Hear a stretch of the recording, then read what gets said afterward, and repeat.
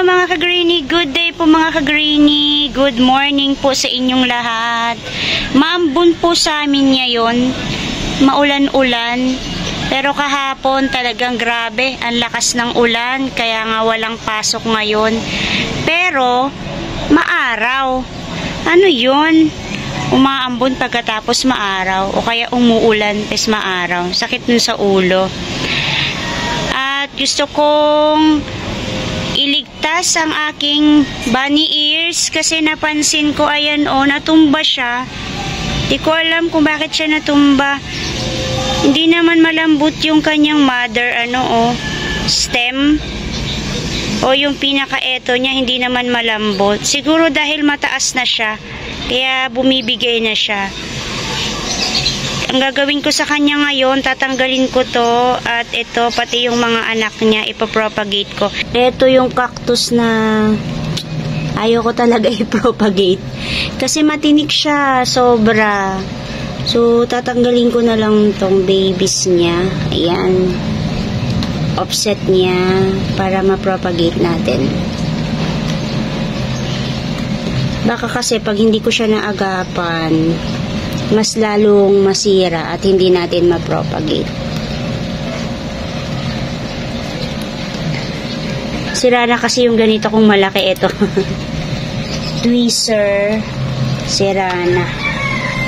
Itong maliit na lang ang natira. Yan, malaki. At yung mga maliliit dito. Sabi ko pa naman, nung napansin ko siya, ipopropagate ko na siya kasi mataas na siya. So, nagpapansin talaga siya. Tinumba niya yung sarili niya para i-propagate. I-propagate ko. Yan na. Ipopropagate ko na siya. Maambon. Kaya nababasa yung ko. Ito. Maambon siya ngayon. Pero maaraw. Pa yun. Yan. At itutuso ko na agad to. Itatanim ko na agad siya. Ito, tanggalin ko din. Pero matibay naman. Parang siguro ito na lang yung ititira ko. Ito siguro yung mabigat. Diba? Siguro yung offset na lang niya. Ito, tanggalin ko na lang yung mga maliliit. Kasi ito ata yung dahilan kung bakit siya natutumba. Mabigat na yung taas. Ayan. Marong natin.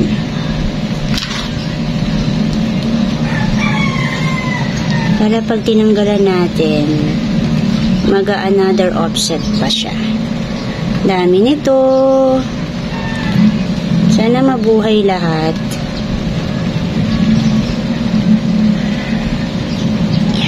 Dahan-dahanin natin.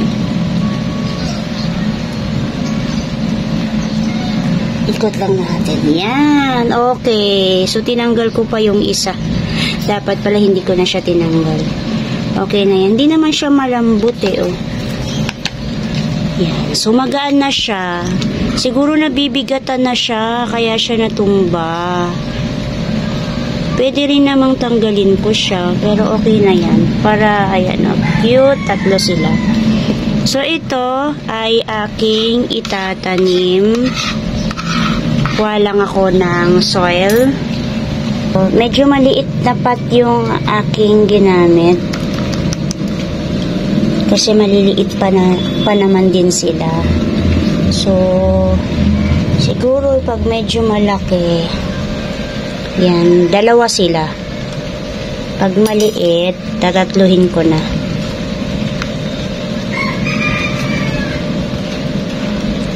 Ang hirap talaga kapag ganito. Si bunny ear. Hirap na hirap ako iripat siya.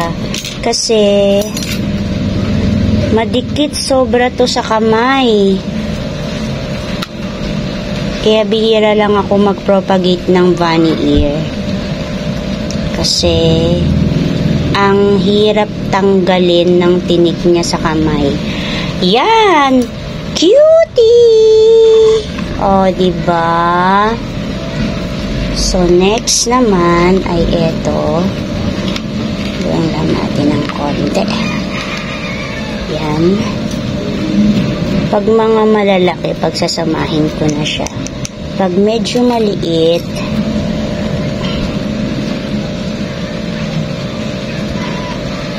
wala akong nilagay na cinnamon. Okay lang yan. Pero meron naman akong cinnamon. Mabilis naman magkaugat yung mga bunny ears. Next ay itong medyo malaki. Putasan lang natin. Hindi masyadong malalim yung ano ko, pagbaon ko. Yan. Okay. 2 points. Next.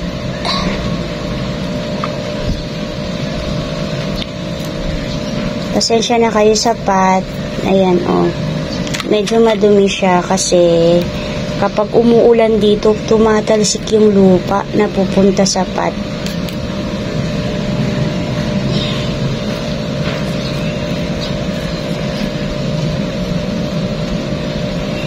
Ay, baliktad. Medyo madami-dami yung ano. Ay, pwede rin pala. Baliktaran pala siya. Medyo madami-dami yung aking ipapat ngayon. Kasi madami akong nakuha. Yan. Ito, mahaba. Dalawa lang muna siguro. Tagdadalawa. Kasi medyo malalaki pa sila. Yan. Ang cute. Cute nila. Okay, next.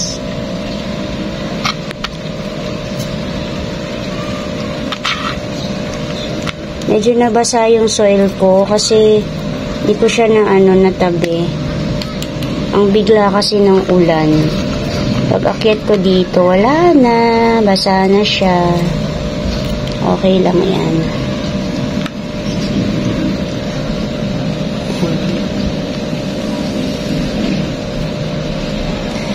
So, mag-aano ko ng 3. Ito tatatlohin ko kasi maliliit na sila. Ito 3 siguro. And then, ito 3. So, itong dalawa pa muna sila sa iisang pot. Yan. Okay. Parang pinatong ko lang sila. Basta lang nakatayo na sila, okay na yan. Hindi na yan sila matutumba. At ito yung pang-5 pot. Dami. Pag malaki na siguro sila, tsaka ko sila paghihiwalayin. Maliit pa naman sila ngayon, at tsaka hindi pa sila nagkaugat. Ganyan muna siguro. Pag nagkaugat na sila, medyo malaki na yan. Sa mas malaking pot ko na sila ilalagay.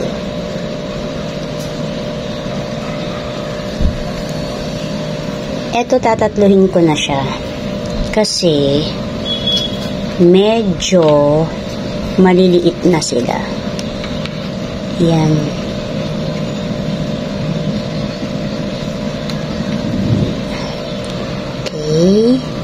Next, kasya naman kasi sila sa 3. Ayan. Pag maliliit, yung malalaki, hindi eh. Ayan.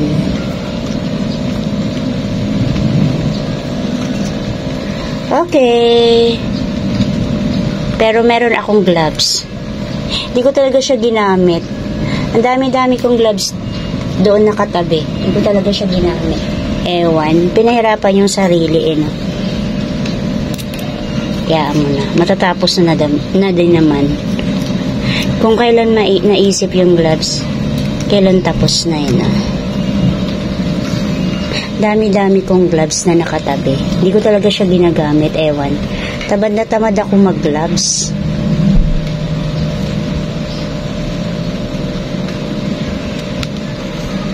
Tagal-tagal na ng gloves ko na yun. Kung makakapagsalita lang yan, sabihin, gamitin nyo naman ako. Ayoko kasi mag-gloves. Pag nag-ripat, nagka-cuttings, parang istorbo. Siguro makaka-relate yung mga talagang sanay na mag-ripat ng walang gloves. Yung mga plantito, plantita, mga collector. Mas marami yung mga hindi gumagamit ng gloves. So, ayan. Ganda. Last na lang itong malaki. Wait lang at naubusan ako. Magpre-prepare lang ako. Last, itong malaki. Isa lang siya sa isang pot kasi malaki na siya. Kaya hindi ko siya bibigyan ng kasama. Ayan, no. Ang taas niya, oh. Grabe. Yan. Dumami na sila. Marami na akong bunny ears. Mas maganda yung naging result ng pagtumba ng aking bunny ears. Kasi ayan, napropagate ko sila ng madami. Ito po yung mother nila. Ngayon, ilalagay ko lang po siya sa bright area. Medyo may sunlight po yun morning. Kasi lumilipat na po yung sunlight ngayon sa amin. Before, shaded lang talaga siya. Wala siyang sunlight. Pero ngayon, lalagay ko po siya sa bright area or meron siyang sunlight na morning sun. Para po mag-dry din yung kanyang soil kasi mabasa-basa siya. So, ayan, nagkaroon po ako ng maraming bunny ears. Na-propagate ko na rin siya kasi gusto ko naman talaga siya i-propagate. Kung love po ninyo at nagko-collect din po kayo ng mga plants kagaya ko, cactus and succulent, please po, pa-like po ng video ko na ito, pa-share na rin po, and don't forget to subscribe. Ana Doran. Sa mga gustong mag-hi and mag-hello po sa FB ko, ayan po sa screen, ilalagay ko po. Thank you Lord sa araw na ito. May God bless you all. Bye-bye po mga ka-greenie.